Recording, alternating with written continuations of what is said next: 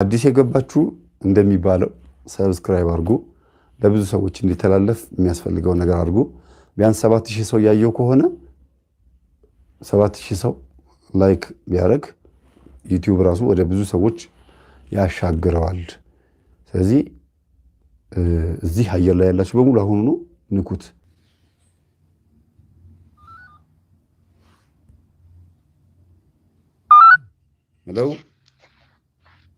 ሄሎ አቤት እንደምን አልክ መምህር እግዚአብሔር ይመስገን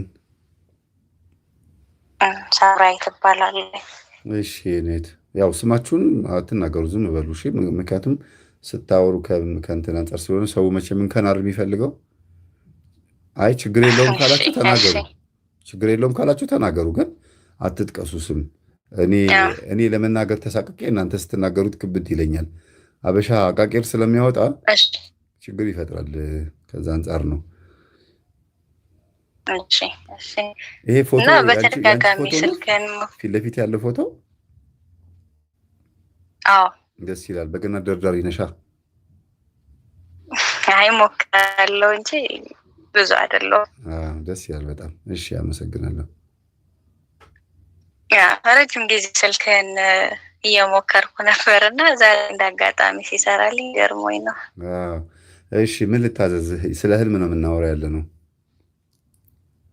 ያው ህልም ላይ ማለት ነው አንዳንድ ጊዜ እንደዚህ የማያቸው ነገሮች አሉና እሺ ማለት ያን ያህል የመንፈሳዊ ዕውቀት ማለት ባልነበረኝም ሰዓት እንደዚህ ነገሮች እቺ ለቤተሰብ ምንም የምናገርበት ነገር ነበረ እና ያን ያህል ትርጉም አልሰጣቸውም እነዛን ነገሮች ግን ሆነው አያቸዋለሁኝና አንዳንዴ በጣም እደነግጣለሁኝ ሆነው ሳያቸውና ከዛ በኋላ የሆነ ህልሜን መፍራት ጀመርኩኝ እና የሆነ እንደዚህ አይነት ነገር ይሆናል ማለት እንደ ትንበያም ባይሆን የሚሆኑትን ነገሮች ካለው ነገር ጋር ያገናኘሁኝ እንትን ስል አብዛኛው እየሆነ አየዋለሁኝና ከእግዚአብሔር ጋር ራሱ በጣም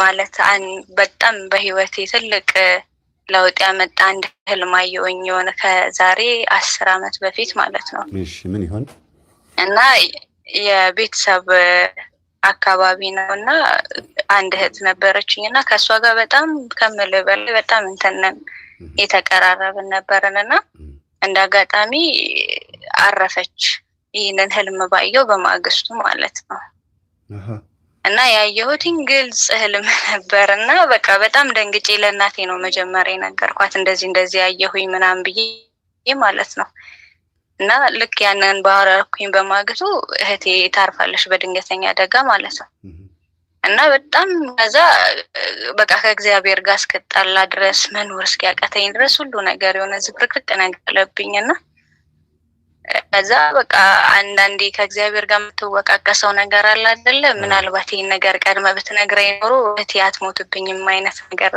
እንደዚህ አይነት ክርክር ውስጥ ገባሁኝ ከዛ ምን ሆነ መሰለ ከእሱ በተፈጠረ በ4 አመቱ እንደዚህ ህልም አየሁኝ እና በጣም ደነገጥኩኝ እሱ ደግሞ እናቴ ላይ ነበር ትንሽ እናቴ በዛን ሰሞን ታማ ነበር እሺ ከዛ በቃ በጣም ደነገጥኩኝና የእህቴን ምንም ሳላደርግ በማለፏ በጣም ይቆጨኛል እድሜዬንና የእናቴን ደግሞ እንደዛ መሆን የለበትም ብዬ በጸበልም በሆስፒታልም በሁሉ ነገር ተሞከረና ልክ ያን ህልም ባየሁኝ በአንድ ወሩ እናቴ አረፈች እና አንድ ወር ሙሉ በቃ እየጠበቅኩ ነበር ያ ነገር እንደሚሆን አፕ እንደሚያደርግ አውቃለሁኝ ከዛ በቃ ያለኝ አማራጭ ህልሙን እንዴት ነው የሚያሳየሽ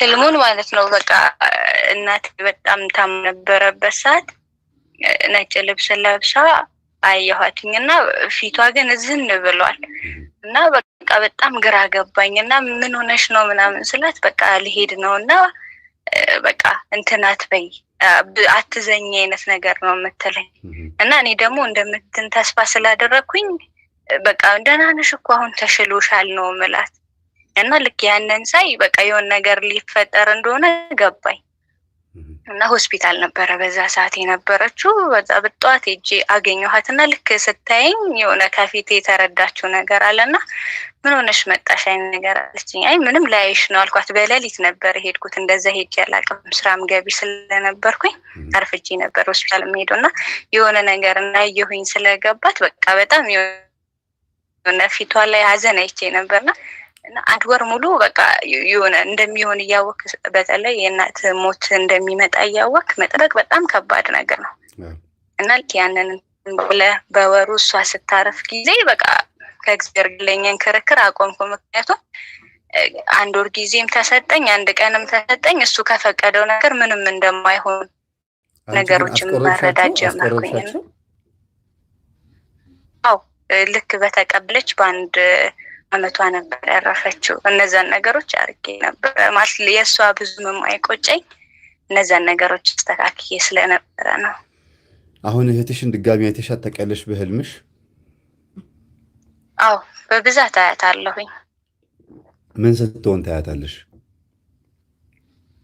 በቃ አንዳንድ ጊዜ የሆነ በጣም ማዝና አያታለሁኝ እና በጣም ስለምትናፍቀኝ በጣም በናፈቀች ሰዓት አካባቢ ነው ማገኛትና የሆነ ከህልሜ ስነሳ የእውነት ያገኘኋት ያህል ነው ፊልም አደርገው። እስቲ ንገሪኝ እና በአወራታለሁ። በምን ሁኔታ ነው የምትመጣው? የት ቦታ ምን ቦታ ሆነ? ወሳኝነት ስላለው ነው ለህልሙ። አዎ ማለት ብዙ ጊዜ ማየት በፊት የምንኖርበት ሰፈር አካባቢ ነበር። እዛ አካባቢ ወይም እሷ የምትኖርበት መኖሪያ ቤቱ አካባቢ እንደዚህ አይነት ነገር ነው ማየው። ግን አብዛኛውን በፊት የምንኖርበት ቤት አካባቢ ነው ማያት። እሺ ምን ስታረጉ?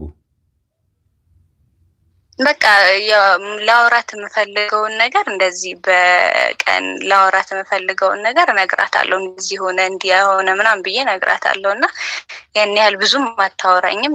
ሰምታኝ አይነት ነገር ነው የምትሄደው እና የማየት ያህል ነው እንጂ ረጅም ጊዜ እኔ ነኝ የማወራው፣ ሰው ብዙም አታወራኝም። እና ስለዚህ አሁን እንደውም ከትንሽ አሁን ጥያቄሽን ስጠይቂኝ በምን መልኩ ነው ይሄን የምትጠይቂኝ? እስቲ ምንድነው ህልሙን ለምንድን ነው ያየሁት ማየው ህልም በተግባር ለምን ይሆናል ለምን ያሳየኛል ነው ወይስ ምንድነው ትርጉሙ ማለት ነው? ያው ማለት አሁን እንደዚህ በተደጋጋሚ የማየው ነገር እንደዚህ ሲሆን አንዳንዴ ነገሮችን መለየት አለብህ። ከመንፈስ ቅዱስ አንጻር ነው ወይስ ከየት ነው የሚለውን ማጣራት አለብኝና እነዛን ነገሮች እንዴት ነው መለየት የምንችለው የሚለውን ለመጠየቅ ነው።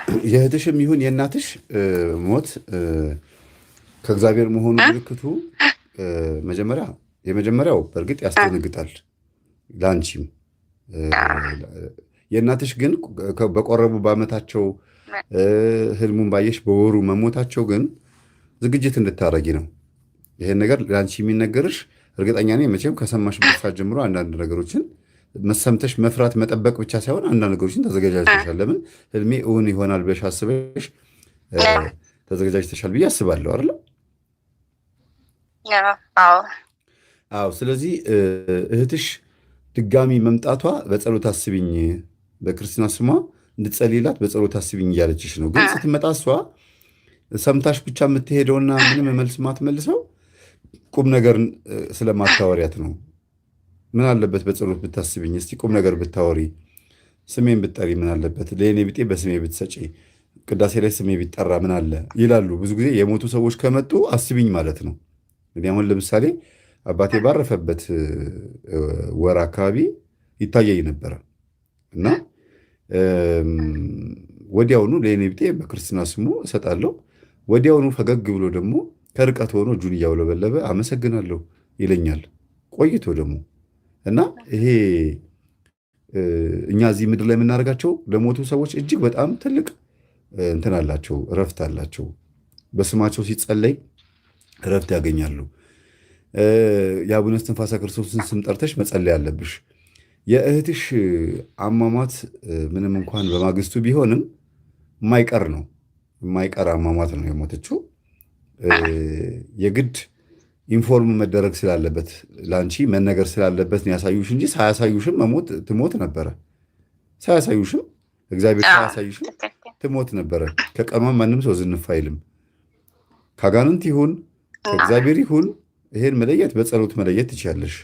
ከእናትሽ ሁኔታ ሳስበው ግን ከእግዚአብሔር እንደነበረ ነው የማስበው። ጊዜው አልቋል፣ ልሄድ ነው፣ ነጭ ልብስ ለብሰው ልሄድ ነው ማለታቸው ስለ ራስሽ እንድታስቢ ነው።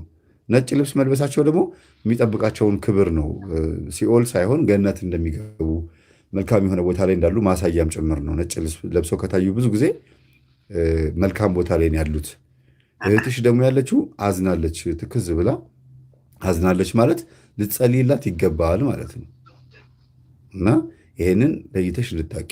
ማንም ሰው ከሚሞትበት ቀን ዝንፍ ብሎ አያልፍም። እኛ እንዲኖር ማንኛውም ሰው እንዲኖር ለምን 100 ዓመት አይሞላውም?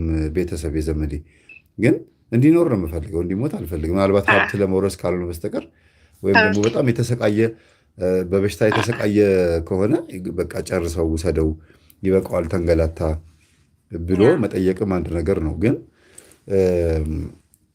የእህትሽና የእናትሽ ከሞቱ በኋላ ያየሽው ነገር በተለይ የእህትሽ ጸሎት የሚያስፈልገው ጉዳይ መሆኑን ማሳያ ነው ማለት ነው።